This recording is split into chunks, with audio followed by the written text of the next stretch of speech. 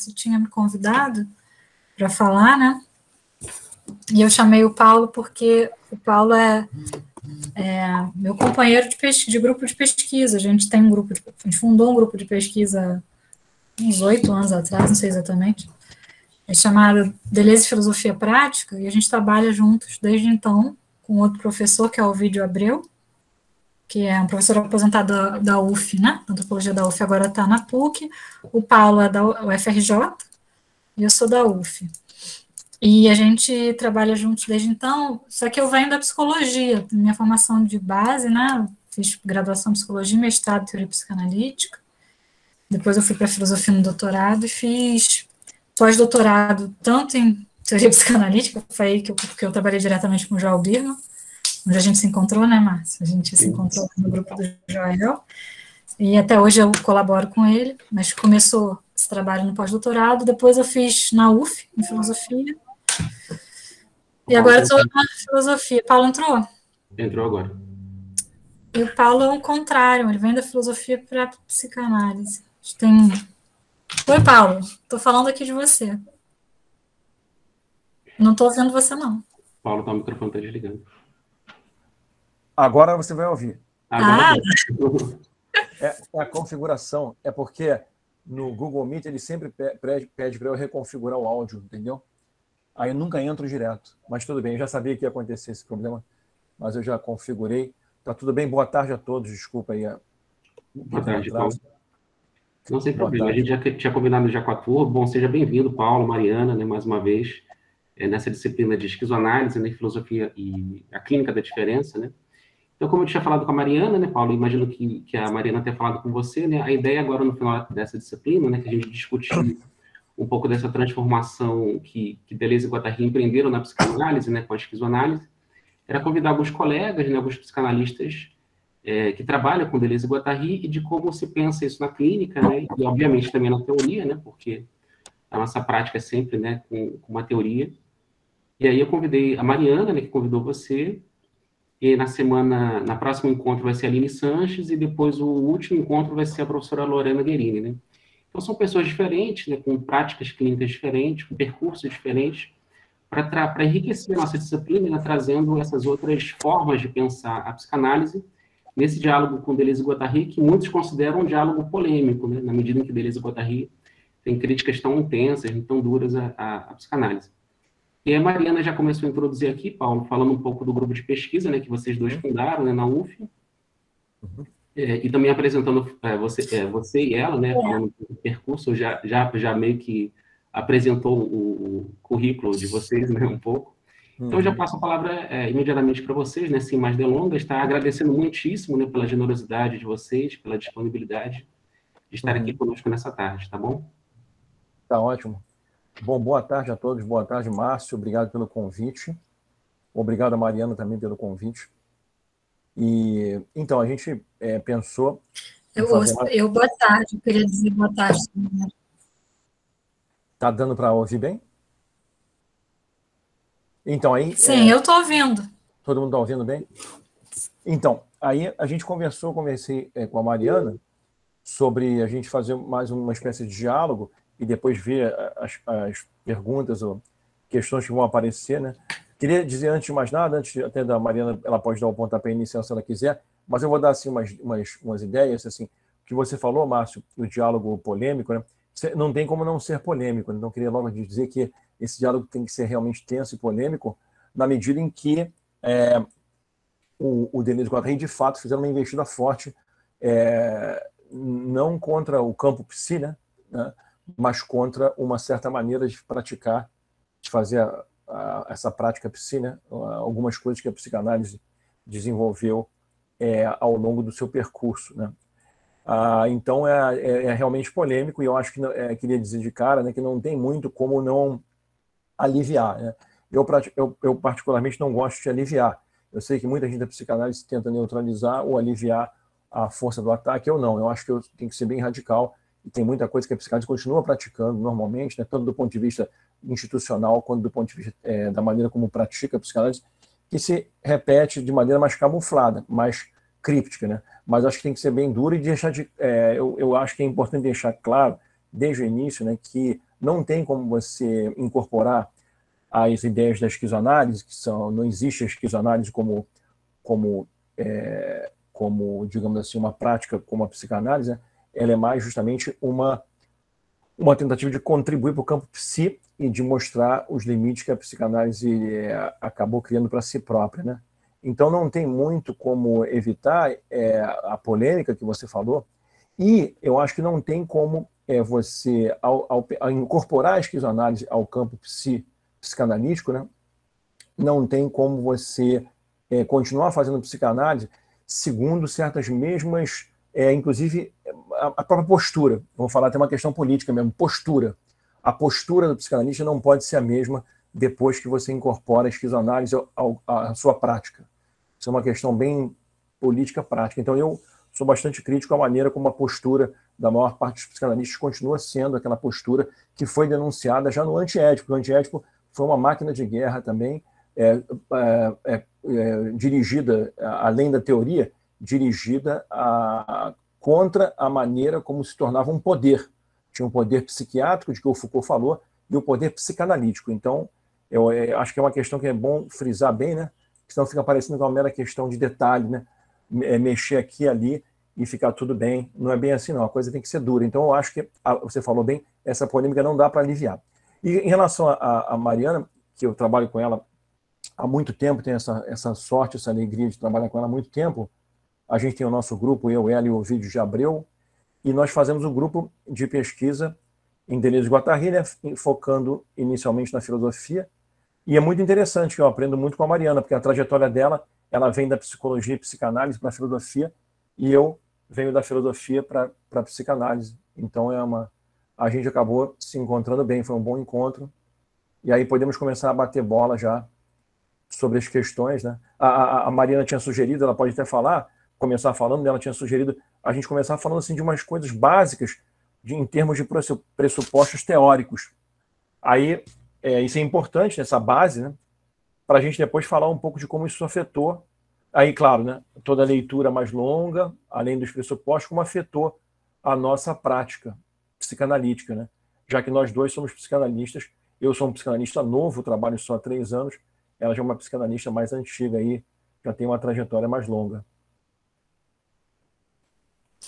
Não, eu queria, antes de entrar nessa parte, Paulo, vou até pedir para você começar essa parte, mas eu queria antes só falar em relação à primeira coisa que você disse, da polêmica, que eu acho que é isso mesmo, eu concordo, que é uma polêmica que tem que ser levada a sério, né? São críticas duras, e não tem como lidar com essas críticas sem se deslocar, sem mudar elementos importantes dentro da psicanálise que nós praticamos. Mas eu também queria dizer que isso não quer dizer, de modo algum, né, uma demolição, como alguns apressadamente imaginavam, uma demolição da psicanálise, né? Eu tenho até comentei isso com o Paulo no telefone, eu tenho uma ideia de que o procedimento utilizado pelo Deleuze e Guattari com a psicanálise no antiédipo é um pouco similar ao que o Deleuze faz na diferença e repetição com a filosofia, por exemplo, né? Ele tenta discernir o que seria uma moral interna à filosofia, no caso da diferença e repetição, tenta desmontar, desfazer, bombardear mesmo essa moral interna e ver o que acontece com a filosofia a partir daí, né? Quando a gente subtrai o que ele chama ali de imagem moral dogmática do pensamento. O que acontece com a filosofia sem essa moral interna, né? Que tipo de potência surge? E eu acho que com a psicanálise tem algo parecido, né? Eles tentaram, de certa maneira, diagnosticar, discernir o que seria essa moral interna da psicanálise, né? E atacar esses elementos que formam essa moral e ver o que acontece com a psicanálise. E uma das coisas que aconteceria seria ela recuperar o seu potencial revolucionário. Né? Tem algo revolucionário na psicanálise, teria sido calado pela própria psicanálise, e uma das tarefas da esquizoanálise é tentar justamente restituir, vamos dizer assim, a psicanálise o potencial revolucionário. Então, estou querendo dizer, isso se faz à custa de muita destruição, veja bem, de muitos ataques. Então, a polêmica é dura e deve ser, mas ela se faz sempre com vistas, como é sempre o caso do Deleuze e do Guattari, que são bem nietzschianos nesse ponto, sempre com vistas a uma criação. Então, eles estão fazendo ataques à psicanálise, a concepções psicanalíticas, porque eles estão propondo outras concepções. E o critério para se dar preferência a elas é um critério, sobretudo, político. Né? São concepções mais revolucionárias, são concepções que permitem perceber e dar consequências para a relação inseparável entre o desejo e o campo social, o campo sociopolítico. Então, só completando, né, início de fala do Paulo, para fazer essa ressalva que muitas vezes no campo da psicanálise houve um equívoco na recepção desse livro, a meu ver um equívoco, né, que tomava esse livro como que confunde uma crítica com a demolição total e absoluta. Existe uma demolição forte de alguns elementos da psicanálise, sim, mas não é por abaixo, não é jogar fora tudo, né? Não jogar fora o bebê com a água do banho, como se diz. Existe uma tentativa de desenvolver coisas que não estão desenvolvidas, né? De subtrair coisas que estão justamente impedindo essa constituição e esse desenvolvimento desse viés mais revolucionário. Então, só para... Isso eu estou pensando na tese do nosso amigo Ovídio, que fala em subtração constituição, né? Tem que subtrair esses elementos morais para que a psicanálise possa se reconstituir por uma via mais revolucionária, né? Que questione mais esse funcionamento sociopolítico, né? Econômico do capitalismo. Então, eu vou passar a palavra a você, Paulo, para você começar, pode ser? A gente faz o contrário? Pode ser. Então, eu vou descansar um pouquinho que eu estava dando aula, para você começar, que eu já tinha. Então, tem várias maneiras de entrar nessa temática profunda, né? Dessa coisa que a Mariana está falando aí, usando uma terminologia do nosso companheiro de grupo, que é o Ovídio, né? De subtrair para constituir alguma outra coisa. Tem várias maneiras de pensar isso no campo da psicanálise. Então, para começar, talvez usando já que ela propôs esse método aí, né? A gente pensar o que a gente tem que subtrair, já que a gente está falando de subtrair. O que a psicanálise tem que ela bloqueia a produção desejante, para usar o termo que eles próprios utilizam, né? Então, eu acho, assim, particularmente, que tem duas coisas que são muito fortes, né? E que eu tenho aproveitado muito na minha trajetória de neófito, quase ainda, na psicanálise. A primeira coisa eu diria que é um Freud que nesse sentido a gente pode aproximar, né? Que ele é muito herdeiro de uma certa tradição filosófica, né? Claro que existem várias tradições, a gente não deve simplificar, tem várias tradições filosóficas, mas o Freud se insere numa delas, né? E numa tradição que de fato é complicada, que é, digamos assim, a gente poderia falar a tradição da representação, né? Já que o Deleuze no campo da filosofia, quando trabalha a filosofia, propõe, né, uma filosofia da diferença, pensar a diferença em si mesma, o que seria isso, né? E justamente faz uma crítica da representação, ou seja, a representação, esse mecanismo, esse modo de colocar os problemas, implicaria justamente você não pensar a diferença em si mesmo, ou seja, não permitir que ela se produza, né, que você estanque essa produção de diferença. E o Freud, numa tradição específica, dentro de uma linhagem, ele faria isso, ele estaria dentro da própria história da representação, claro, com todas as nuances devidas, né, diferencialmente, etc. E tal, diferentemente de outros, mas teria esse problema ali no Freud. Seria interessante do ponto de vista filosófico, eu sei que não é o caso aqui, né, ver onde é que ele está, onde ele poderia estar conectado, em que lugar ou em que lugares ele se conecta, né? Mas certamente herdeiro tributário de uma filosofia da representação. Portanto, não se trata de produzir a diferença no campo do desejo, se trata justamente de procurar o que significa o desejo, né?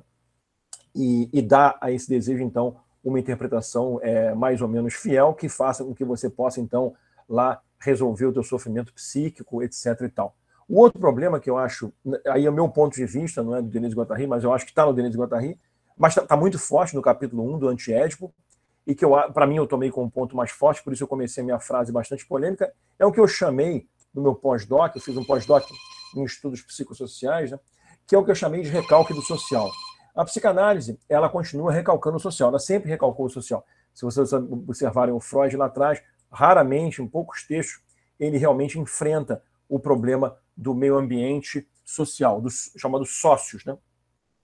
E essa questão até vai de par, a gente até poderia discutir, né, qual é a relação entre você ser tributário de um pensamento da representação, em que se trata de você situar, dizer o que quer dizer esse desejo, onde é que ele se situa, se ele está bem ancorado num certo modo de se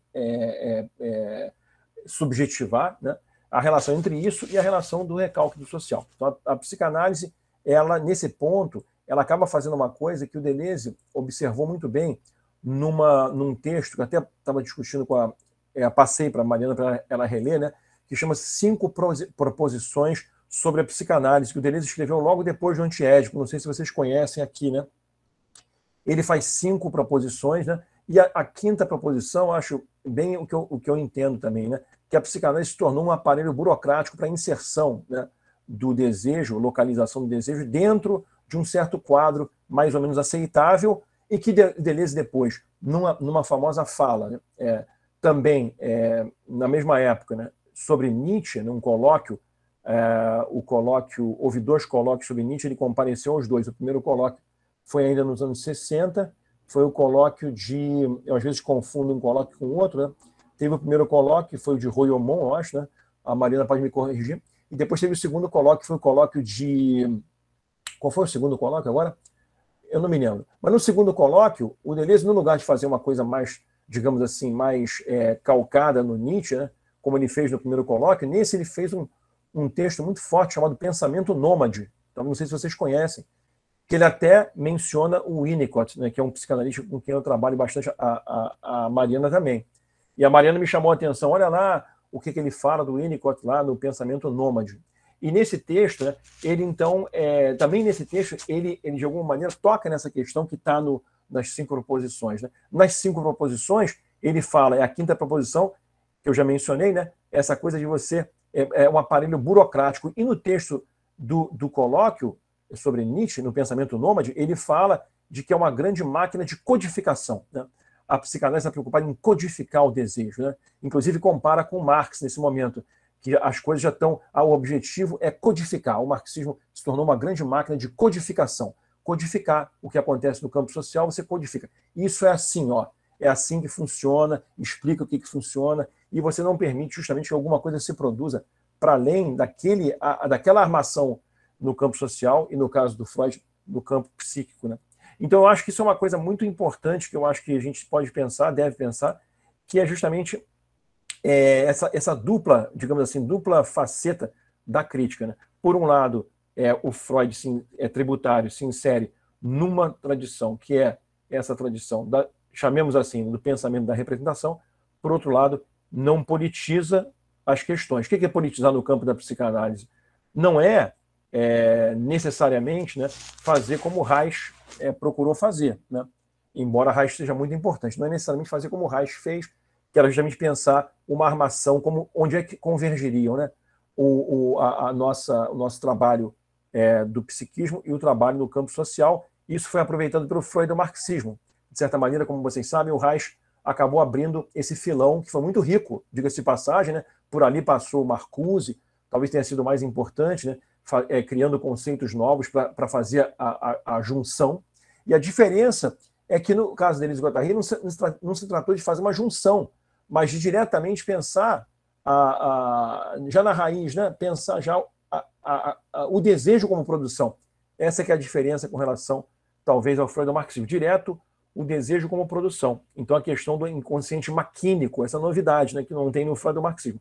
O inconsciente maquínico. E aí eu acho que a politização é muito interessante, né? Porque vai abrir para a ideia deles, que é a ideia de que você tem todo desejo imediatamente social. Imediatamente é uma fórmula muito importante, que é onde marca a diferença com relação ao Freud do marxismo, com toda a riqueza dele. Reich, Marcuse, o próprio Adorno trabalhou um pouco a questão, o próprio Fromm, o Erich Fromm, enfim, toda uma linhagem freudo-marxista. Mas a novidade deles e Guattari, que eles são originais mesmo, é nesse ponto, porque o desejo é imediatamente social. Então, não é assim, tem o desejo, como é que ele vai se situando no campo social, né? Direto. Você não deseja, e nesse ponto eu uso muito o Winnicott, né? Porque o Winnicott tem essa categoria de meio ambiente facilitador, né? Então eu procuro juntar na minha prática, já falando da minha prática, eu procuro juntar na minha prática, pensar essa questão como é que a gente vai pensar o meio ambiente facilitador em termos políticos. Então, eu faço muito esse tipo de trabalho, tento fazer, né? Quem sou eu? Tento fazer. E aí já estou falando um pouco já do campo mesmo, entrando já no que é. Na sua questão, né, Márcio? Acho que é essa, né? Como é que você incorpora isso à sua prática? Acho que era essa a questão, né? Então, eu acho que aí eu faço essa conexão com o Winnicott, mas a Mariana me falou uma coisa muito boa quando eu conversei com ela nos últimos dias, né?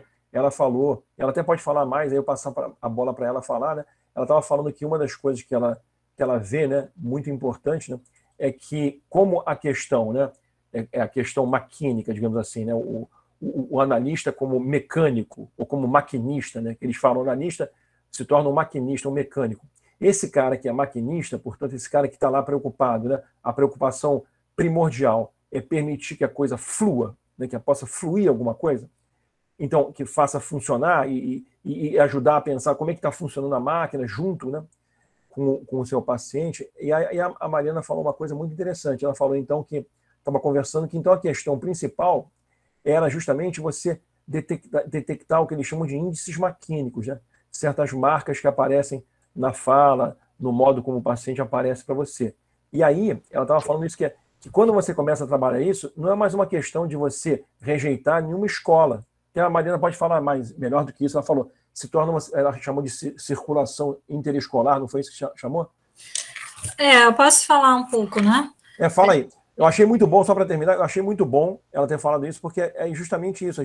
Aí volta a questão que a Mariana colocou no início, né? Ela falou, não é uma destruição, a gente vai justamente trabalhar todas as contribuições, né, de uma maneira fluida.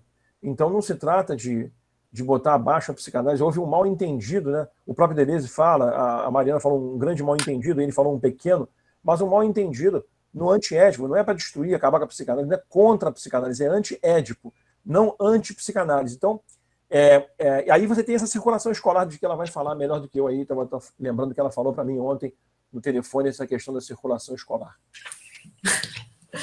Não, você falou umas coisas, agora eu vou ter que ir para você tomar um fio. Muito bom. Primeiro, essa questão do investimento direto, né, do desejo no campo social, pensando concretamente, quem atende, mesmo quem não atende, viveu isso recentemente nas viradas políticas, né, que nós vivemos no Brasil, mas não só no Brasil, no mundo, né?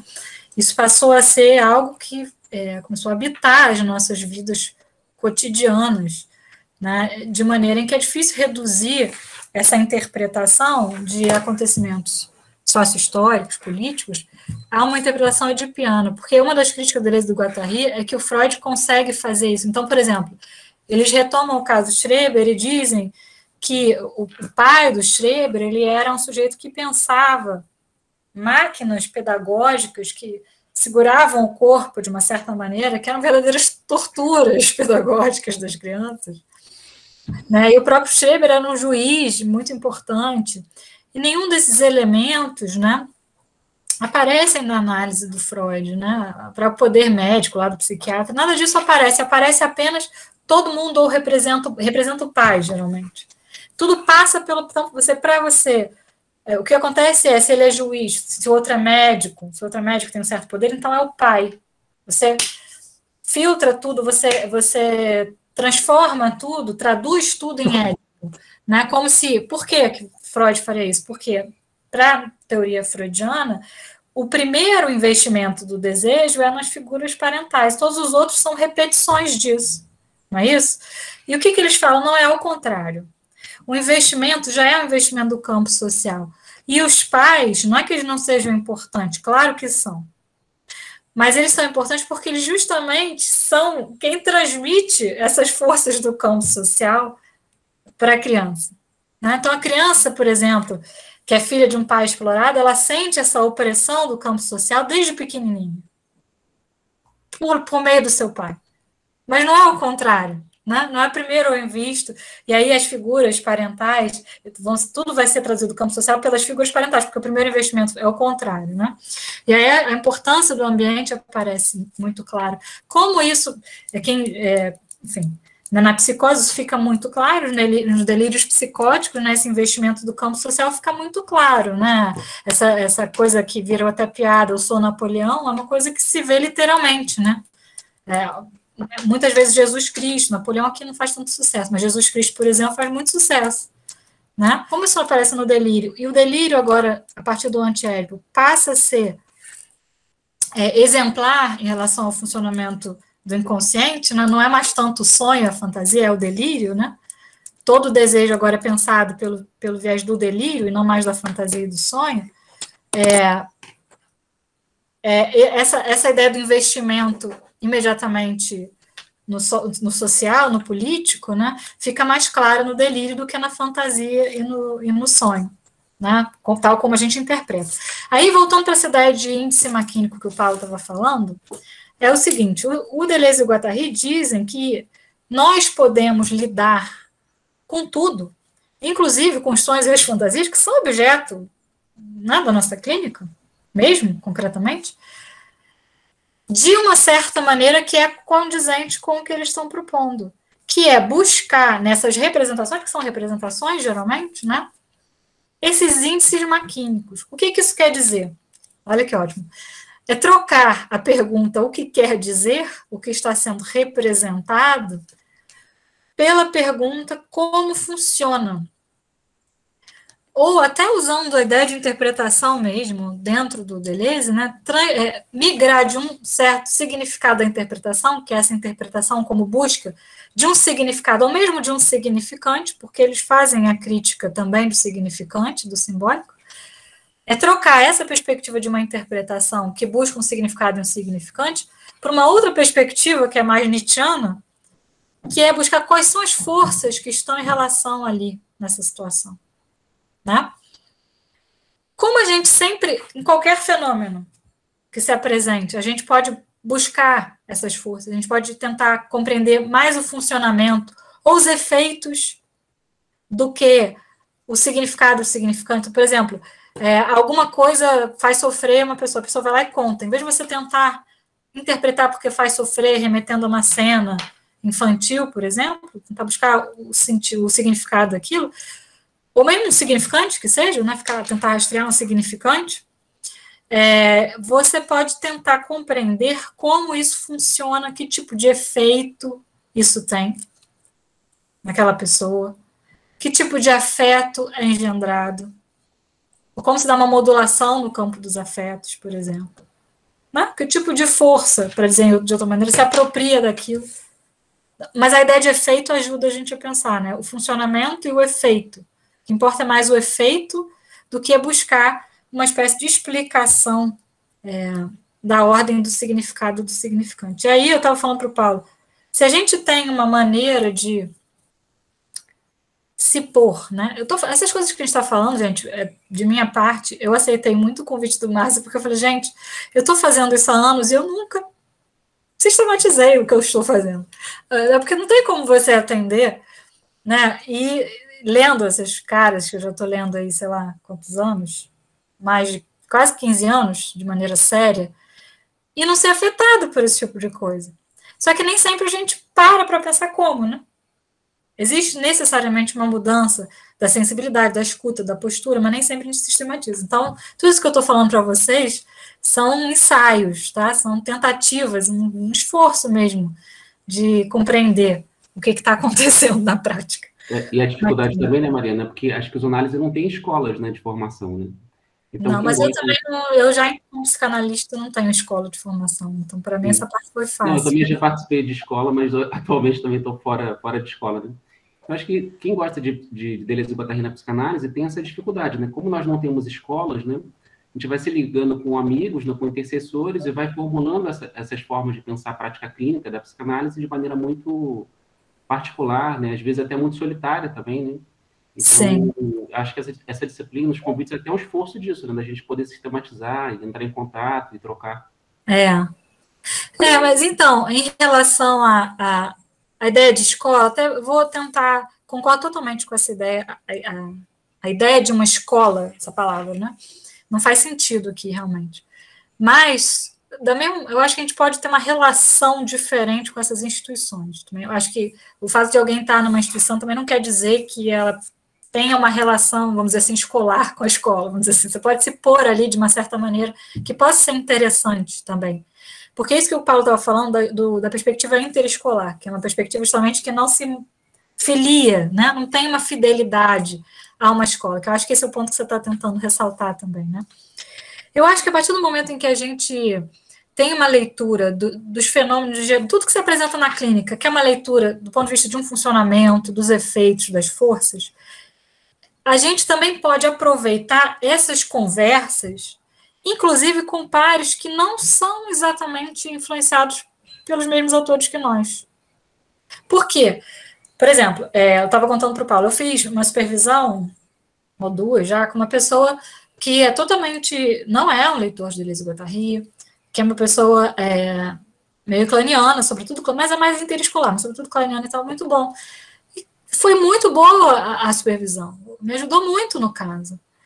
Outro vocabulário, mas eu falei para ele, eu tenho a impressão que quando a gente lê esses autores, chega uma hora que você consegue extrair ou perceber esses índices maquínicos em tudo. Então, se alguém te faz uma supervisão, te traz um caso, mesmo lido edipianamente, você consegue como que traçar dentro daquela grade, né, interpretativa que a pessoa te trouxe, bem dentro da psicanálise, uma lógica interpretativa e tal, você consegue perceber esses índices maquínicos e ajuda a atender também. Eu acho que nos dá uma certa mobilidade em que a gente consegue ir conversando com pares diferentes e conseguindo aproveitar essa conversa, sem se filiar, obviamente, nem concordar necessariamente, né, com o modo de formulação. Eu não formularia daquela maneira, mas eu consigo ouvir e aproveitar aquela formulação. Eu consigo perceber o que a pessoa está tentando me dizer, ela está me dizendo de maneira com significados significantes, é como se eu conseguisse extrair disso essas forças, esses efeitos, esses índices maquínicos. É uma maneira de ouvir. Você pode ouvir um sonho, por exemplo, de um paciente, tentando buscar o que esse sonho representa, ou você pode tentar buscar esses índices maquínicos, ou seja, esses funcionamentos, esses efeitos. Também é uma maneira, uma supervisão. Então, eu acho interessante, eu acho que a gente pode usar isso como uma espécie de ponto de vista mesmo, como se fosse uma maneira de circular, um perspectivismo nietzschiano aplicado à clínica, nessa coisa interescolar, mas que eu acho que é facilitado por esses autores. Eu tenho essa impressão, eu falei para o Paulo que eu constatei que o fato de eu ter essa leitura me ajuda a circular com mais facilidade entre as perspectivas dentro da psicanálise mesmo. Porque eu não me sinto... Eu sou psicanalista, eu faço questão de dizer que eu sou psicanalista. Eu não me digo nem esquizoanalista, não, eu sou psicanalista. Eu não tenho nenhuma escola, eu tenho autores com quem eu já trabalhei mais, porque eu estudei mais, né? São Freud, Ferenczi e Winnicott, mas eu sou psicanalista mesmo. Mas eu gosto de ouvir essas outras perspectivas, e eu acho possível. Eu acho que a gente tem como extrair dessas perspectivas esse modo de funcionamento. E aí a gente consegue conversar, eu acho. Claro que isso tem limite, né? Tem limite, evidente. O Paulo está fazendo, é óbvio que tem. Não é com todo mundo, né? Se a gente vai conversar com alguém muito dogmático, a gente vai ter dificuldade, porque... se você me permite, Mariana, eu queria dizer, é claro que é importante aqui a gente apresentar, né, para os alunos, assim, o que a gente faz com a nossa clínica. Eu sou um pouco mais implicante, um pouco mais chato do que a Mariana nesse ponto, né? Eu creio que, claro, eu até faço parte de uma formação, né, de uma escola, mas eu me permito achar que a coisa é um pouco mais perigosa, né?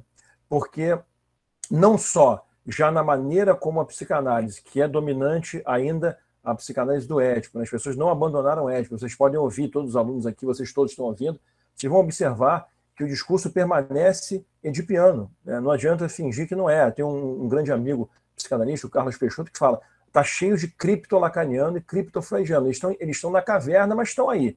E aí, a primeira coisa que eu vejo como efeito, aí sou eu mesmo, não é nem o Carlos que fala isso, nem o Carlos Peixoto, eu vejo que, de cara, o paciente, eu já não posso muito aproveitar, porque eu já não sei se o paciente está funcionando bem. Ele não está funcionando bem porque ele já não é convidado a funcionar. Certo? Então, eu já estou meio na dúvida. Quando a pessoa começa a me falar em ético, para lá e para cá, não só em ético, em castração, em uma série de categorias que são categorias de uma pré-formatação da produção desejante, eu já acho que já está ruim a conversa, porque já o paciente está meio emperrado. Então, eu sou um pouco mais implicante com os psicanalistas que se vinculam à tradição, que batem no peito e falam, por que Freud? Vamos lá. Eu sou um pouco mais implicante, né? E não só a questão do paciente, que ele não está podendo produzir direito, como acho que também há um empobrecimento na própria apresentação. A Mariana está falando que você vai lá, vê os índices, mas vocês veem, eu vejo, né, não sei se vocês veem, eu vejo várias vezes que eu me desinteresso pela fala de vários psicanalistas aqui no Brasil, porque depois de apresentar o caso, né, eles vão cair no jargão, eles caem num jargão em categorias que, inclusive, excluem outras terapias, né? Eles excluem, né, no próprio jargão. Então, eu sou um pouco mais rigoroso, digamos assim, mais chato do que a Mariana nesse ponto. Eu não aproveito, vou falar com sinceridade, não aproveito muito a interlocução com os meus colegas que são muito freudianos ou muito ciosos de proteger as categorias, né, da psicanálise, sobretudo são categorias muito pesadas, como essas categorias que pré-formatam a produção desejante, então a pré-formatação do inconsciente. Então eu confesso que eu fico entediado depois de um certo tempo, inclusive a maneira como eles tentam explicar, né, tentam justificar, não é bem assim, está sempre assim, não é bem assim, para depois, pela porta dos fundos, eles reinserirem todo o aparelho burocrático psicanalítico. Então, eu confesso que eu não aproveito tanto a interlocução quanto a Mariana. Eu aproveito muito a interlocução com pessoas como a Mariana e pessoas que incorporam, por exemplo, contribuições mais justamente do campo afetivo. Era uma questão até que a Mariana levantou, né? Falar que essa é uma clínica, quer dizer, a psicanálise, uma vez impactada pela esquizoanálise, né, pelas teses da esquizoanálise, ela implica de cara um alargamento, uma ampliação da maneira como a gente vai trabalhar esse campo dos afetos, né? Justamente a gente não vai procurar logo chapar numa lei o que significa aquela, digamos, manifestação afetiva. Então, é uma questão que a gente até estava conversando, né? De cara a gente falar isso, né? Que uma questão fundamental quando a gente está trabalhando com Denise Guattari é justamente que a clínica ela se torna uma clínica dos afetos. Então, eu acho isso muito importante. Então, a clínica tornada dos afetos, né, que vai permitir que você acompanhe muito mais, que você siga os delírios, né, que você vá acompanhando e não buscando o que poderia representar, aonde se ancorar, se amarrar, né? O que a Mariana acabou de falar aqui no início, né? Não mais o que quer dizer, mas sim como funciona. Se perguntar como funciona, né? Mesmo as representações, porque se trata de trazer representações, essas ditas representações sempre foram modos de fazer algo. E eu vejo nas escolas de psicanálise, eu vejo nos grandes psicanalistas, inclusive do Rio de Janeiro, né? Eu vejo as pessoas insistindo em não pensar a representação como um modo de fazer algo. Por isso eu sou um pouco mais impaciente e mais chato. Eu quero que o cara me diga o que é, isso é modo de fazer o quê? E eles não falam. Então, nesse ponto, se ele não me disser, se chegar o maior psicanalista do Brasil e me disser das representações que foram trazidas para ele, e não me disser o que o cara está querendo fazer, o que o paciente quer fazer, eu já me desinteresso, entendeu? Então, a minha interlocução fica muito com aqueles que foram para a clínica dos afetos, Ferenczi, né? Em grande parte, muitas contribuições da Klein, na medida em que desmembrou o corpo, justamente na questão dos objetos faciais, e o Winnicott, assim, basicamente, essas três linhas, né? Escola britânica, a escola britânica, em alguns momentos, Balint. Eu gosto dessas pessoas que trabalham abrindo o campo, se perguntando exatamente quem está fazendo. Eu vejo isso, né? Eu vejo a Mariana foi marcada por Ferenczi, toda a questão da técnica ativa, toda a questão da análise mútua, questões que realmente ativam a relação paciente-analista. Então, o Ferenczi, eu respeito, eles estão mais abertos, os kleinianos, em certa medida, e os winnicottianos. Eu confesso que os outros eu tenho pouca paciência, eu lamento, mas eu tenho muito pouca paciência. Eles não vão jamais não, raramente eles se perguntam isso que eu estou falando aqui, né? Se a pergunta é, como a Marina falou, não o que quer dizer, mas como funciona, as chamadas representações são modos de fazer algo. O que o cara quer fazer? O que a menina quer fazer? O que o menino quer fazer? Essa é a pergunta. O que eles estão querendo fazer? Mas estou falando isso também para polemizar, porque a Mariana sabe que eu gosto de polêmica, então eu quero polemizar um pouco essa questão, porque eu acho que a gente está muito suave ainda com os psicanalistas. Eu acho que tem que bater mais. Eu bato nos psicanalistas, eu acho que tem que bater um pouco mais neles, até porque eles têm uma posição muito confortável. A psicanálise é uma instituição muito poderosa. Eles têm posição muito confortável. Você vê, se você bater num sindicato para falar dos campos de codificação, é mais complicado. Os sindicatos estão enfraquecidos, né? Aí eu fico com mais pena de bater no sindicato, a modo como codifica a luta política. Mas psicanalistas não, eles estão bem. Pode bater que eles vão suportar bem a pancada. Então eu acho que a gente tem que bater sim, a gente tem um lacanismo triunfante como uma arma de poder imenso.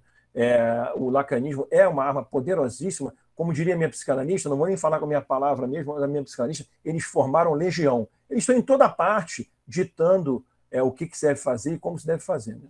Essa é a postura lacaniana em geral. Isso é uma luta política mesmo, no sentido mais concreto. Observem os lacanianos, eles penetram nos lugares, eles dizem como tem que fazer.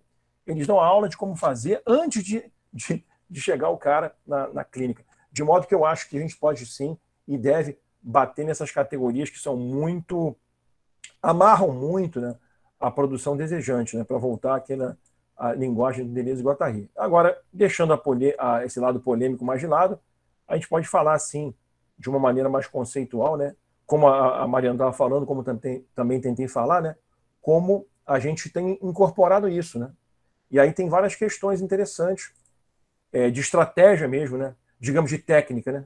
Falando de técnica, né, já que o Ferenczi falou em técnica ativa, quais seriam as técnicas que a gente lançaria a mão e que de alguma maneira escapam à técnica oficial. E aí também a questão mesmo do lugar que a gente se coloca. Né? Uma questão importante que eu gosto muito do Phillips, eu não sei se vocês conhecem, um psicanalista britânico, o Adam Phillips, né? Que foi um cara que escreveu um livro nos anos 80 sobre o Winnicott, né? Que ele falava que a psicanálise ainda continua, apesar de fingir que não, eles continuam insistindo muito em uma posição de espelho, aquela postura de espelho. Né? Então, a transferência implicando se colocar no lugar de espelho, que devolve, né, daquela maneira como uma neutralidade. Estava conversando isso com a Mariana. Né? E o Phillips usa a imagem do quadro. Eu gosto muito. É uma imagem tirada do próprio Winnicott. Né? Muito mais do que um espelho, ou melhor, não um espelho. O que o psicanalista é? Ele é uma espécie de quadro, onde o cara vai poder escrever ali. Você vai facilitar a escrita. Você vai estimular que ele possa escrever, rabiscar, desenhar no quadro. Então você vai se dar vai se colocar nessa posição de acolhimento para você poder deixar ele rabiscar, produzir o seu desejo ali, usando você como tábua, entendeu? Para você escrever em cima. Eu gosto muito dessa imagem do Phillips, que é uma imagem do Winnicott, a imagem de que a gente entra em campo, eu entro em campo me sentindo um verdadeiro quadro negro. Eu entro lá, o cara vai escrever em mim, vamos ver como é que eu faço isso para ele poder rabiscar melhor. Então eu acho que isso é uma coisa que eu gosto, assim, uma questão que eu me coloco assim, mais prática e que eu procuro pensar. Aqui eu estava falando com a Mariana, ela pode até falar mais sobre isso, já que eu agora falei bastante, né? Que é a questão do setting, né? Que ela estava colocando a importância do setting, né? Que é uma coisa... Vou até falar mais uma provocação que eu fiz uma vez com um amigo meu, um grande amigo meu, um psicanalista, inclusive muito marcado pela escola britânica, e ele ficou um pouco chateado que eu provoquei ele. Eu falei assim, o seu consultório está muito bonito, você devia colocar uns ladrilhos. Eu falei como provocação, claro, ninguém tem que colocar ladrilho em lugar nenhum, mas eu falei que eu gostava de uma coisa mais fria, assim, não uma coisa assim, bonitinha. E aí ele ficou assim meio ofendido, mas eu falei isso para ele para provocar, assim, porque as pessoas ficam muito preocupadas em fazer um setting, né, que é aquele setting tradicional, né? O setting, vamos imitar o Freud, como é que é o setting do Freud? Faz igual, aí bota aquele divã, né? Aí o Guattari tem uma frase, não sei se vocês conhecem essa frase do Guattari, muito boa, diz assim, naquele texto que ele provoca a revolução molecular, ele fala uma coisa bem legal, né? Ele fala assim, o lugar melhor para você lidar com o paciente não é necessariamente no divã, ou perto do divã, ou com o divã, né? Então também desmistificar o divã. Uma coisa boa, eu falei do ladrilho, para ele desmistificar o divã, ficar todo naquele divã, aquelas posturas, caras e bocas. Isso é uma coisa que eu acho que é uma prática também, uma questão bem, bem prática, entendeu? De como é que você recebe no seu setting, deixar a Mariana falar, mas como é que ela recebe no setting, como é que ela tem essa interação, se estabelece, porque eu estava falando com ela e a gente concorda que mais importante do que nós mesmos é o próprio ambiente que se cria no momento em que você vai atender. Então, só para polemizar em cima da polêmica, até usando o Deleuze e Guattari, né, eu acho o seguinte, o problema não são os autores, né, nem a escola essa, aquela outra. O problema é a relação dogmática com os autores ou as escolas, porque a gente tem dogmatismo deleuziano, tem dogmatismo winnicottiano. É a velha história, né, que eles mesmos denunciam, o próprio Deleuze e Guattari chamam a atenção.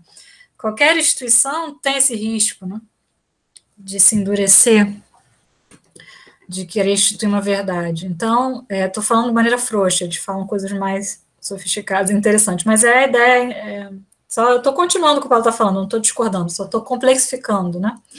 O risco que qualquer leitura ou qualquer instituição tem, dependendo do modo como a gente se relacione com elas. Então, talvez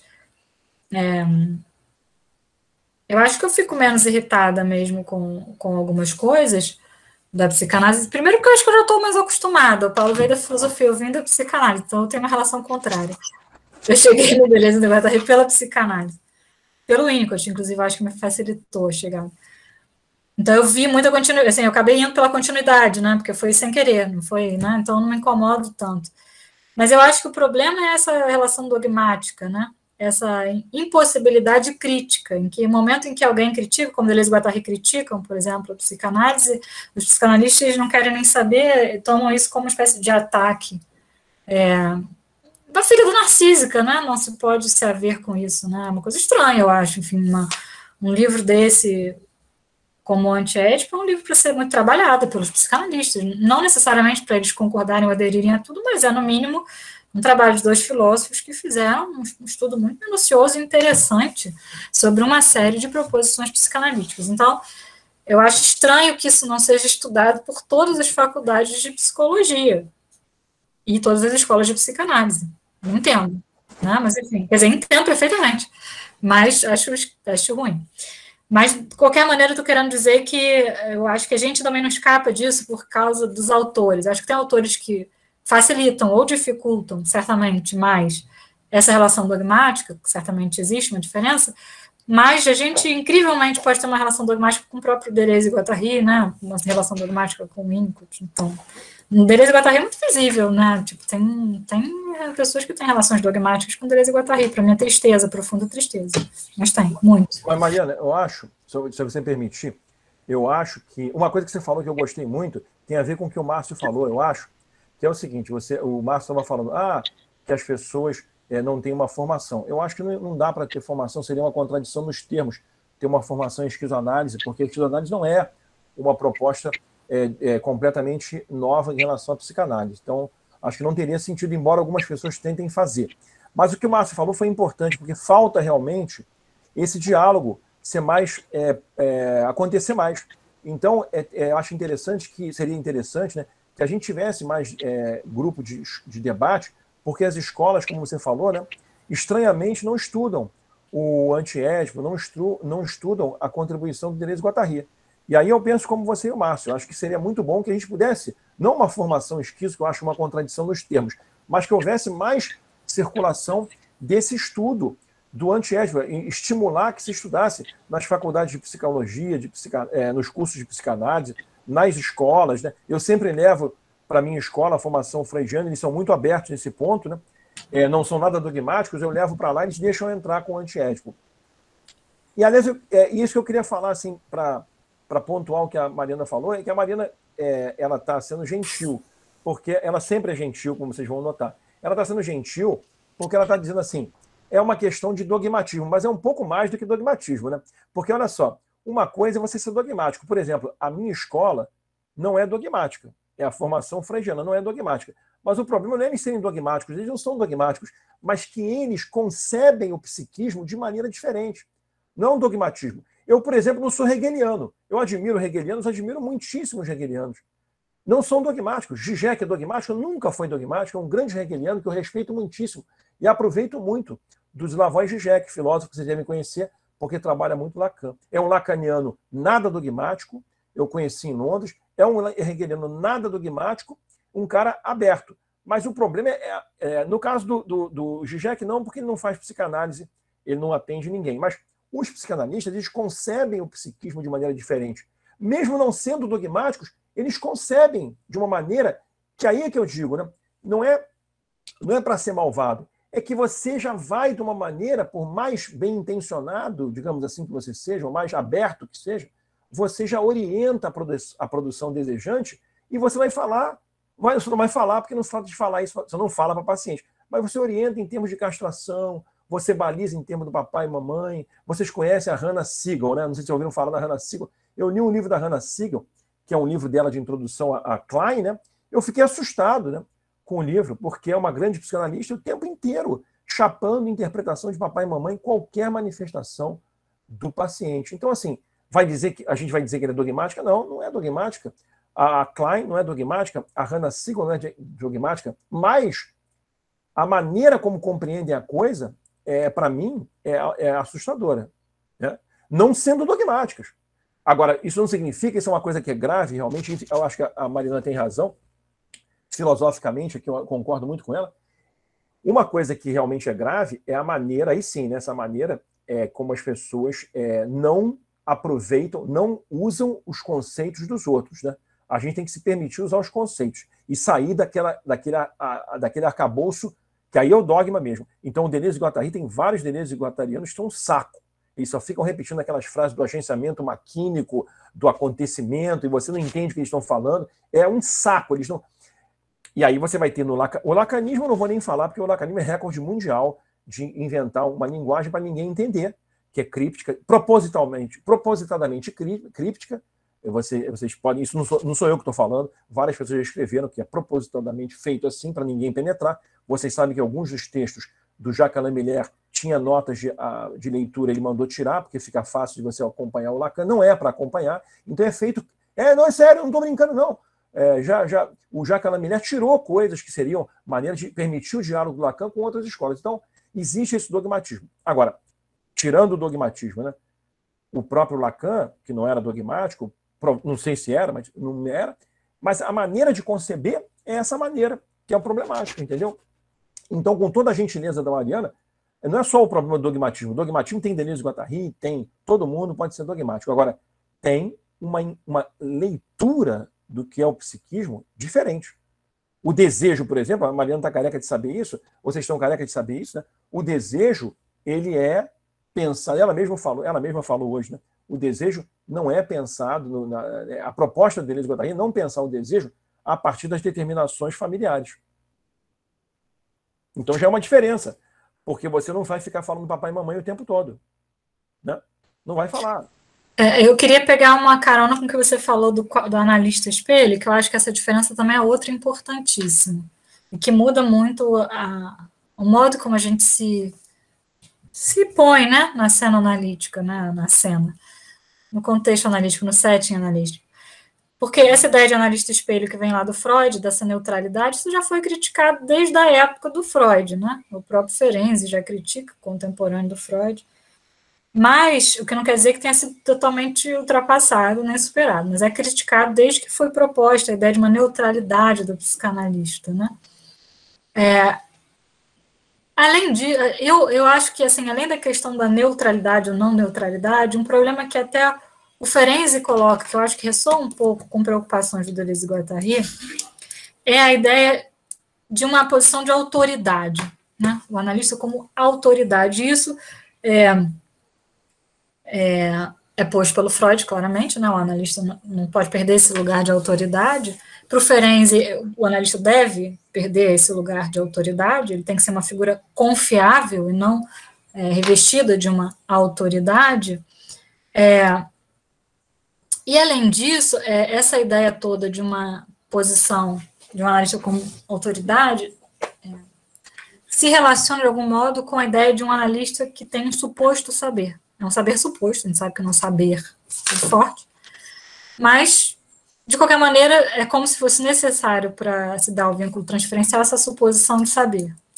E o Ferenczi, por exemplo, não acha isso, mais uma vez. O Ferenczi é um autor que acredita na importância do não saber. E o Winnicott também tem algumas coisas que vão nesse sentido, quando ele fala, por exemplo, que é muito importante o analista errar, quando ele fala. E é muito importante quando o paciente se dá conta que o analista não está entendendo alguma coisa, né? Não está alcançando alguma coisa. Porque, nesse momento, toda essa postura, né, de um analista que tem uma espécie de saber absoluto se dissolve. E é muito importante que isso aconteça. Então, são maneiras de questionar essa posição de neutralidade e de autoridade, né? Então, tem uma ideia de um não saber,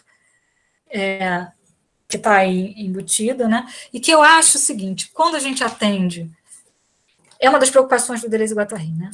Uma das preocupações do Deleuze, não são preocupações teóricas, são preocupações práticas. Existe um dispositivo analítico, um modo de fazer psicanálise, que está reproduzindo um certo modo de funcionamento social capitalista, não é isso? Tem um problema político aí, eles estão reproduzindo esse modo de funcionamento, estão a serviço, portanto, do capitalismo, a partir daí. E isso também se dá nesse modo como a transferência se instaura, né? Nessa postura de autoridade, de saber, de neutralidade. Isso é uma espécie de centro de poder, para usar a terminologia do Deleuze e do Guattari. E eu acho que uma das consequências de a gente atender orientados por esse referencial teórico é uma espécie de combate constante à constituição desse centro de poder na dinâmica transferencial. Quando eu digo que é um combate constante, é porque é um combate que a gente perde frequentemente, a gente tem que refazer, né?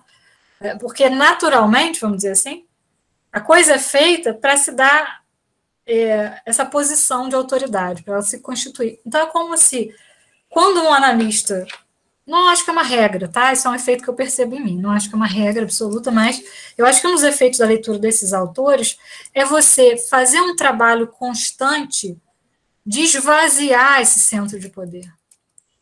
De o tempo inteiro conseguir usar esse não saber para esvaziar esse lugar de poder do analista na relação transferencial. Além disso, outra consequência que o Paulo trouxe é uma valorização muito mais do setting do que do analista. Ou a transferência, ela é uma transferência muito mais com setting, com esse campo afetivo que se instaura ali. O Winnicott ajuda nesse ponto com espaço potencial. A transferência é muito mais nesse campo afetivo que se instaura do que pensar uma transferência entre um sujeito e um objeto. Né? No meu mestrado, eu justamente pensei em uma transferência com o devir, a maneira que eu formulei na época.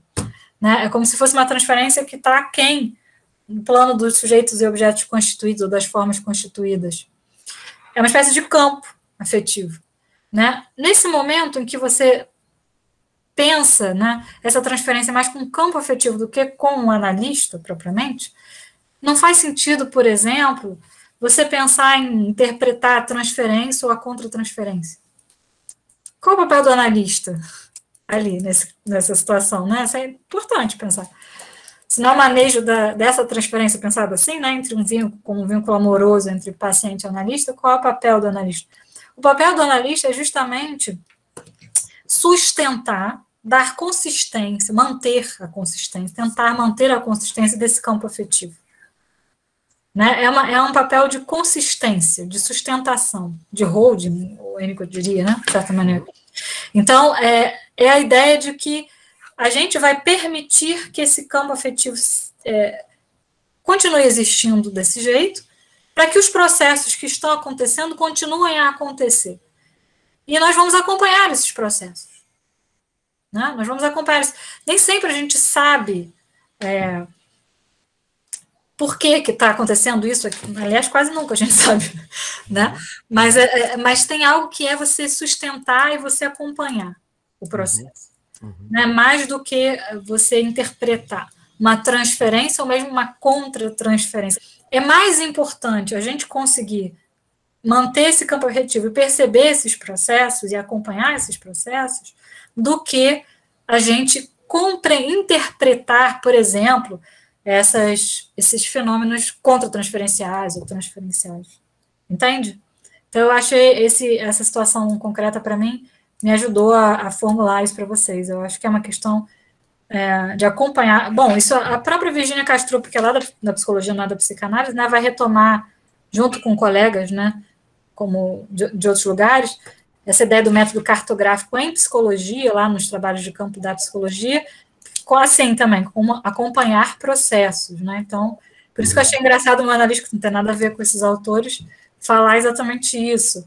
E faz sentido, né? Não se trata mais de pensar transferência contra transferência numa chave interpretativa, mas acompanhar esses processos, essas modulações desse campo afetivo, e o nosso papel como sendo esse, né, de dar sustentação a esse campo afetivo, inclusive de aguardar, foi um tema que a gente tratou também, né, Paula, a questão do ritmo, né? inclusive de permitir hesitações do paciente para, vamos dizer assim, habitar esse campo afetivo, né? Tem a ideia de hesitação no Winnicott, que reverbera muito com a ideia de ritmo no Deleuze e no Guattari, né? Que é um elemento muito importante para a clínica, eu acho, quando a gente lê esses autores, é prestar atenção nesses processos, nesses ritmos, poder respeitar os ritmos, poder respeitar essas hesitações, né? Esses processos que eventualmente param e são retomados, né? Não precisa ter uma continuidade, a gente não deve imprimir um ritmo estranho, vamos dizer assim, ao processo, é ser um pouco sensível a esses ritmos, a esses processos. Não sei se o Paulo quer comentar um pouco por cima disso. Bom, rapidamente, também não sei o tempo que o Márcio tem ainda, né? Dizer que eu achei muito bom o que você falou. Eu estava lembrando aqui que o Guattari fala, né, em relação a essa questão da transferência, que a transferência que eles chamam de maquínica nunca é dual, né? Tem tudo a ver com o que você estava falando no início, né, que a transferência é muito mais com o setting. Não é dual, como a gente supunha, ou como se supôs no Freud lá, essa transferência dual do psicanalista, etc. E eu gostei muito do que a Mariana falou também, só para corroborar, né, o que ela falou com relação a isso, do lugar, eu já tinha falado um pouco, mas ela falou ainda melhor, em relação a essa questão do lugar que você pretende, ou pretende não, você se vê, em que lugar você se vê, ou pretende se ver, né, que é o lugar mesmo desse sujeito suposto saber que é um problema sério, né, a gente não entrar nesse jogo, né, de se colocar nesse lugar, de saber, e ela mencionou bem aqui o Ferenczi, inclusive vocês sabem, fazendo também as fofocas, que houve muita piada do Freud lá, com Ernest Jones, né, eles faziam piada sobre o Ferenczi, por ser justamente esse modelo de mais confiança e não autoridade, né? Vocês conhecem aquela piada, está na análise mútua, né? Piada lá que o Freud e o Ernest Jones faziam em carta, né? Dizendo, eles estão lá, ele está naquela terapia do beijo, hahaha. Eles faziam piada do Ferenczi porque ele estava nessa relação, estabelecendo uma relação de confiança que envolvia, eventualmente, deixar a pessoa dar beijo nele, né? Eventualmente acontecia isso, né? Não é que ele encorajasse o beijo, mas acontecia o beijo. Então, relação de confiança, permitir, né, que a coisa acontecesse muitas vezes dessa maneira, isso virou motivo de piada entre o Ernest Jones e o Freud, mas é o que a Marina falou, é uma relação muito mais baseada na confiança do que na autoridade. Então, eu acho que isso vale a pena reforçar, como a Marina reforçou. É muito importante isso. E a questão dos... Aqui, eu sei que... Eu imagino, né, porque eu não conheço o Márcio, estou tendo o prazer de conhecer agora, mas eu imagino que vocês também têm essa preocupação de como acontece na clínica, né? E aí é legal que a Marina está trazendo exemplos da clínica dela. Paulo, Mariana, eu queria aproveitar nessa conversa, né, de colocar para vocês uma questão que está sempre, constantemente eu penso, né, na clínica atualmente, né, no meu trabalho também como psicanalista aqui em São Luís, que é como que a gente cria esse campo afetivo acolhendo pacientes que são fascistas, né? Tem muitos hoje em dia nesse tipo de subjetividade violenta, agressiva, né? E considerando que Deleuze e Guattari pensam, né, que a esquizoanálise é uma psicanálise militante, ou seja, tem lado, né? Tem lado do ponto de vista do desejo, do pensamento, dos sócios, né? Como é que vocês têm pensado essa questão ao longo da prática clínica de vocês, né? De acolher essas subjetividades muito ligadas ao campo da representação, da violência, do patriarcalismo, do poder do falo, né? Enfim, que está muito hoje em voga no Brasil e no mundo, né? E esses pacientes aparecem, né? Isso passa por todos nós, né? E tem alguns que são realmente muito fixados nessa posição, assim, né? O Paulo até falou assim, né? A questão não é dizer amém para tudo, né? Ou seja, os pacientes trazem coisas que são muito complicadas, né? Para nós, nossa maneira de pensar a psicanálise, né? Como é que vocês pensam isso na prática de vocês? O Márcio, eu vou dizer um negócio para vocês todos. Eu não tive essa experiência.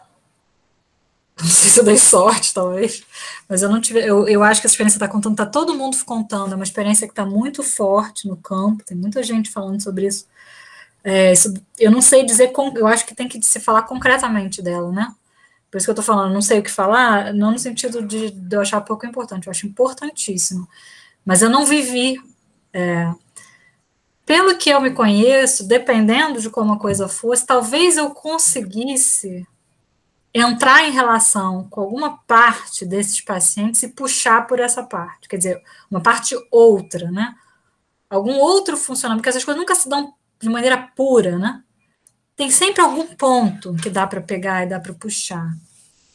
Mas eu não vivi concretamente uma situação, né? E eu acho que pode acontecer de ser impossível, né? De se dar uma situação e um encontro em que a pessoa não suporte, que a gente, não, como analista, não suporte. É possível, né? Enfim, e eu imagino que isso deve ter acontecido com muita gente, dependendo da situação concreta. Então, mas assim, eu acho que eu puxaria sempre, é uma aposta, né? Na vertente em que não aparece isso, não seria tentar desdobrar, provavelmente eu faria assim, né? Eu tentaria deixar cair no vazio algumas coisas e até achar um ponto de pega, né? Para puxar, né? Mas eu não, concretamente, não vivi esse desafio, então não sei imagino que seja muito difícil, dependendo da situação. Imagino que seja insuportável em algumas situações. Acho natural que seja, né? Eu conversei muito na época das eleições, com alguns psicanalistas que estavam vivendo isso, mas eu mesma não vivi.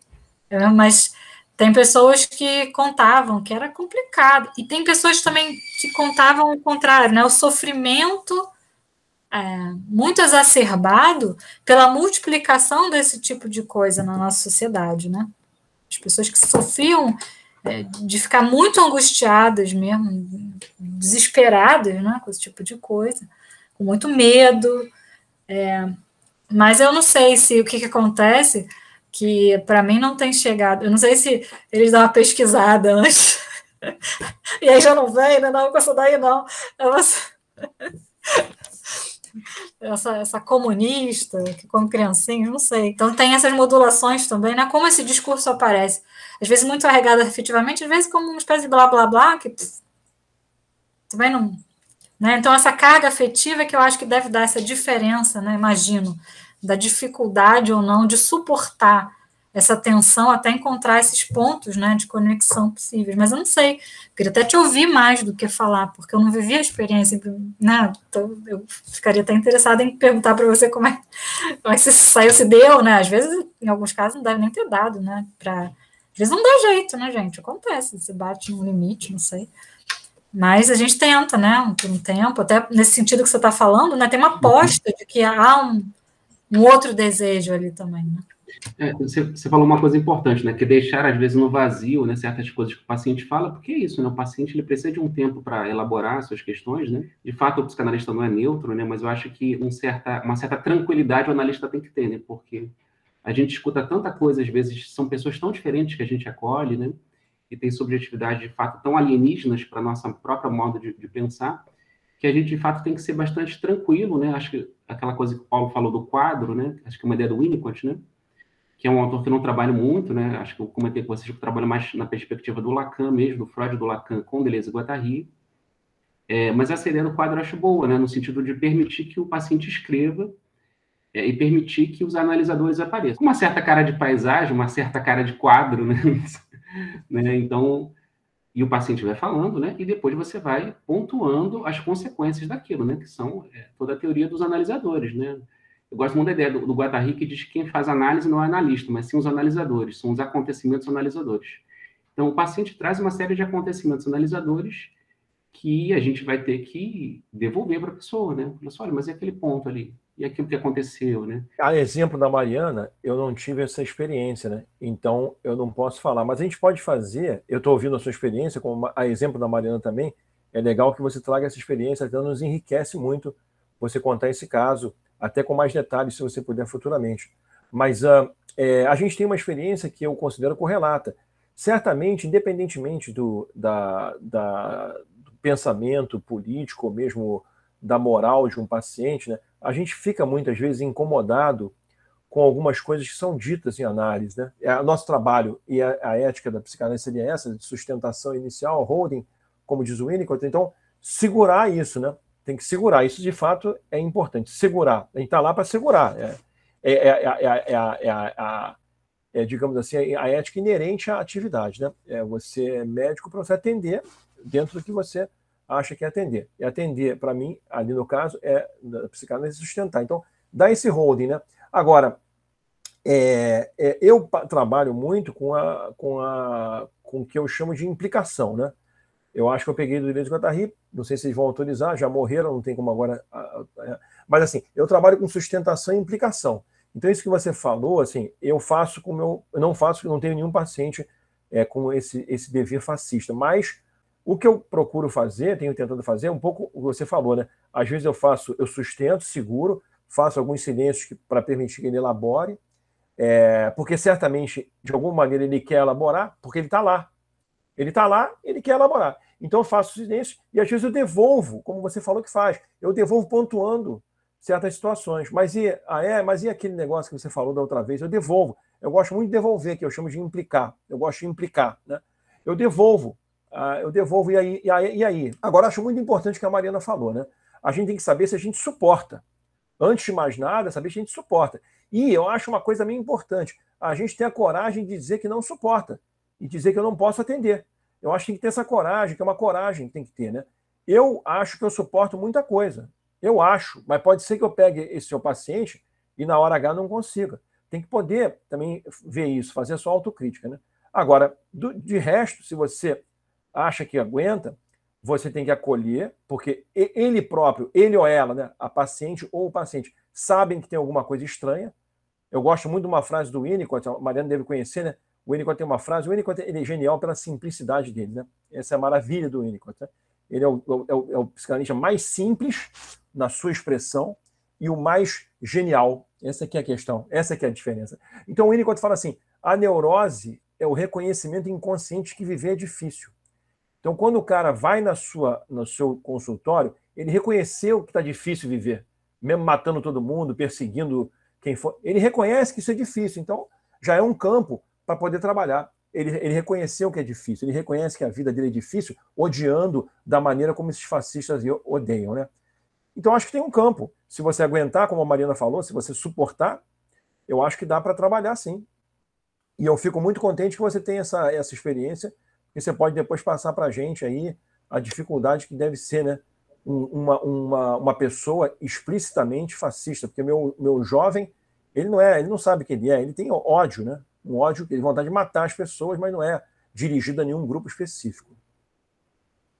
É que também, e tem uma dificuldade nisso também, né, Paulo? Porque, como dizem Deleuze e Guattari, né, são os investimentos inconscientes de desejo, né? Às vezes a pessoa, até do ponto de vista dos seus interesses, até se considera de esquerda, ou até não fascista, mas do ponto de vista do desejo, ele é, de fato, exatamente, né? nessa direção, né? Mas é aquilo que você falou, né? Se a pessoa está indo na análise, é porque ela quer se repensar, não há dúvida, né? E aí o Lacan tem uma formulação que eu gosto muito, né? Que ele diz que a resistência é sempre do analista, né?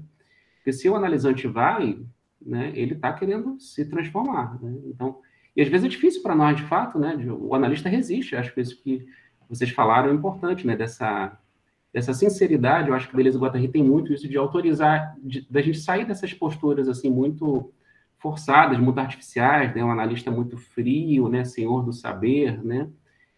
Justamente para exercer uma relação de poder, às vezes, nojenta dentro do setting analítico, né? Uhum. De conduzir condutas mesmo, como se fosse uma espécie de poder pastoral. Agora, eu queria ver com vocês dois, né? A gente está com pouco tempo, né? Já está no nosso horário 5h30, mas a gente pode ir até 5h40. Eu queria saber se vocês preferem falar mais alguma coisa que vocês prepararam ou se os colegas aqui que estão assistindo, participando da aula, poderiam colocar uma ou duas questões, né? Acho mais legal as questões, né? É isso aí. A gente não sabe o que você está falando e está fazendo sentido, né? Aí seria bom saber o que eles acham. Legal. Alguém quer colocar questões? Pode falar, Wani. Oi, gente. Então, eu vou fazer uma pergunta, mas assim, talvez eu seja, sei lá, muito elementar, não sei. Mas é uma coisa que ficou para mim. Então, tá, se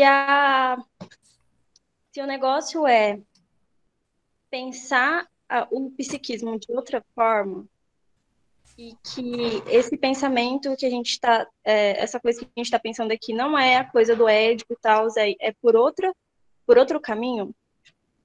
E então, o que é, tipo, da psicanálise mesmo, sabe? Eu fico muito com essa questão.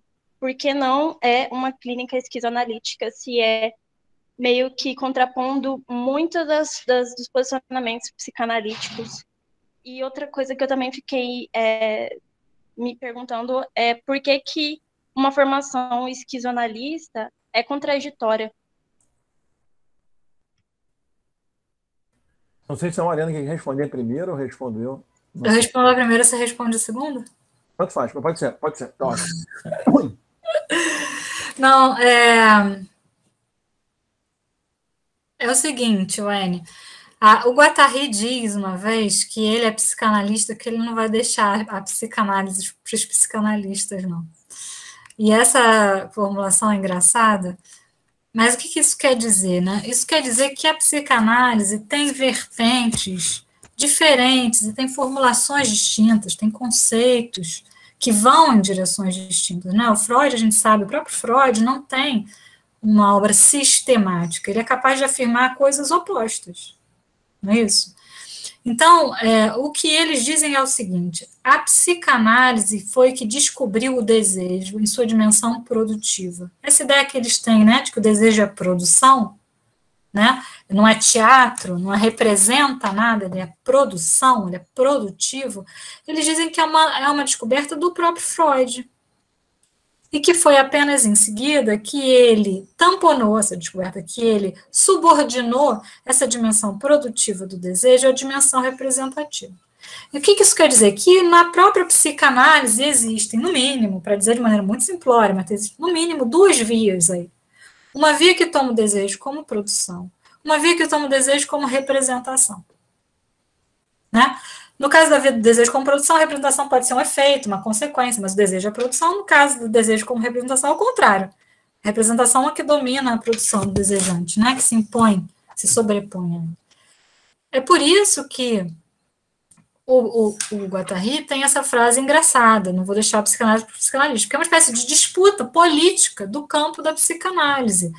Ele acredita que é possível puxar esse fio e prolongar essa via que a psicanálise abriu de um desejo produtivo, de uma produção desejante, né? Ele acha que a própria psicanálise, então, avançou muito numa coisa que é importante para ele, e ele quer continuar, quer dar seguimento a essa iniciativa que foi interrompida ou sobreposta, enfim, tamponada por esse outro viés representativo. Então, é por isso que por que a psicanálise tem que ser essa da representação, se ela também é a psicanálise da produção desejante? Tem as duas coisas. Né? Então, é como se fosse um campo de disputa política. A psicanálise é o quê? Quais são as forças que estão dominando o campo? Infelizmente, as forças hegemônicas são essas da representação. Uma parte do tempo, psicanalistas pensam, trabalham, vivem mais no viés representativo. Mas existe essa outra vertente, e ele pretende, eles dois, seria a vertente revolucionária. Então, como conciliar a máquina analítica com a máquina revolucionária? Tem algumas formulações desse tipo no próprio Antiédipo, né? A ideia é essa. Então, quando eles falam nesses termos, a esquizoanálise e a psicanálise meio que se confundem.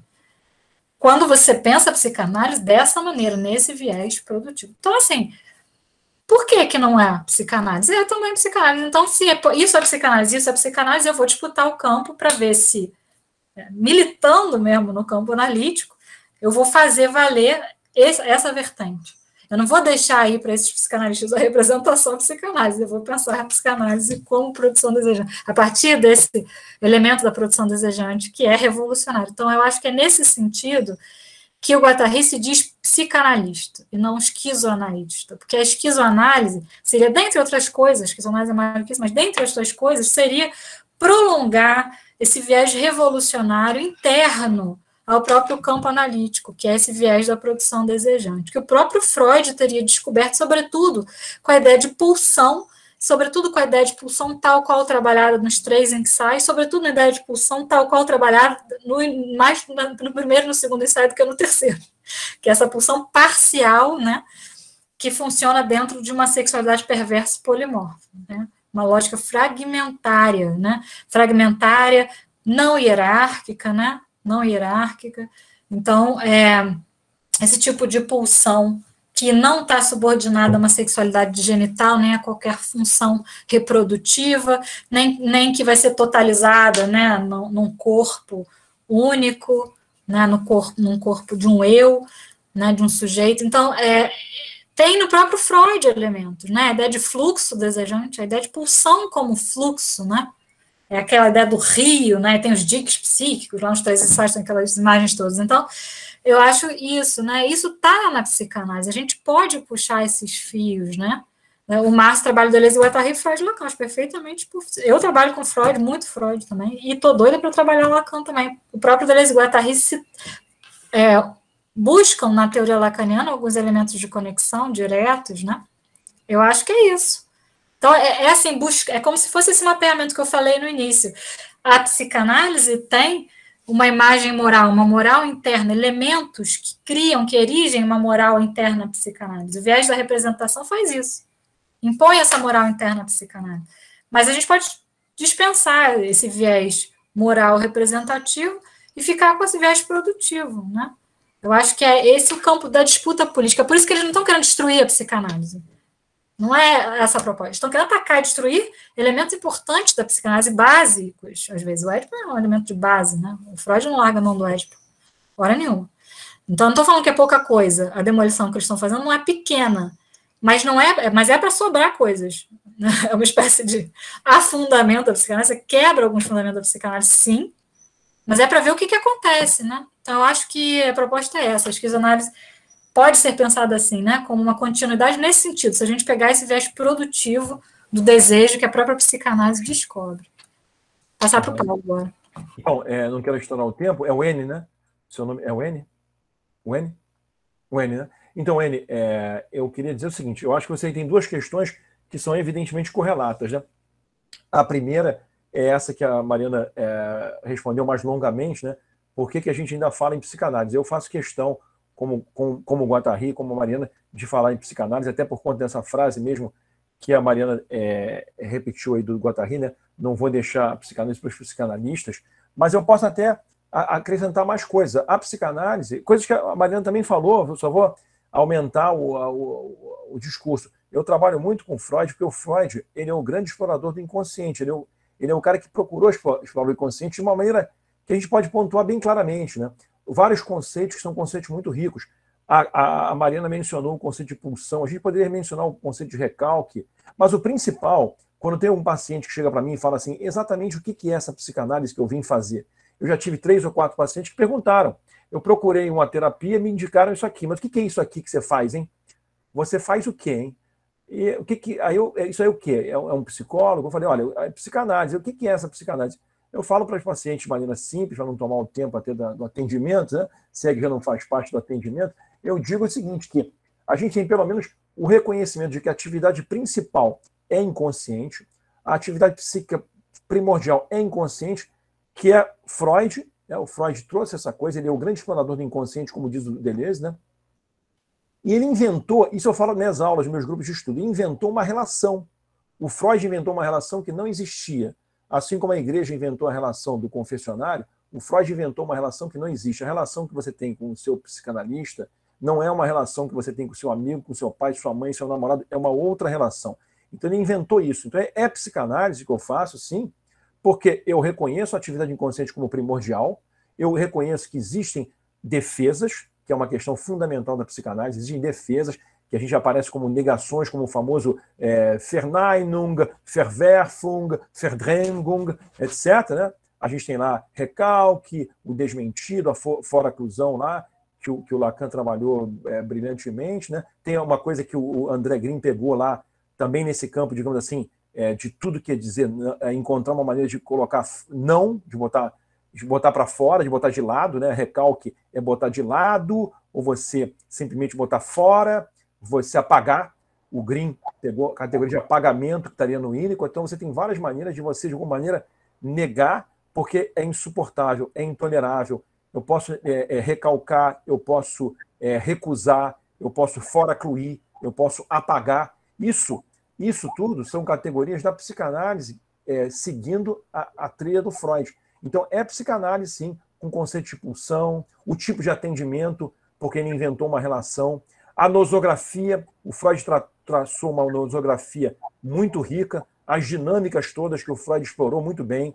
Então, é psicanálise. Agora, com relação à sua segunda questão, que é mais difícil, mas eu vou responder em breve, que o tempo já estourou, você perguntou por que não haveria, do meu ponto de vista, não há, por que não haveria formação em esquizoanálise? Por isso mesmo, pela própria frase do Guattari. Não vou deixar a psicanálise para os psicanalistas, porque o modo de iniciar o trabalho e o reconhecimento da atividade inconsciente, eles são da psicanálise. A gente não está com a psicanálise inventando a roda nesse sentido. A gente está fazendo uma reforma que, na verdade, é uma reforma que inclui uma destruição, que é a destruição do Édipo. Essa sendo a categoria central. A psicanálise, o Deleuze e o Guattari jamais quiseram destruir a psicanálise. Pelo contrário, o Guattari está querendo fazer psicanálise, mas tem uma destruição a ser feita. É a destruição do Édipo, e isso está claro no título do trabalho, não resta a menor dúvida. Trata-se de quebrar Édipo, partir ao meio.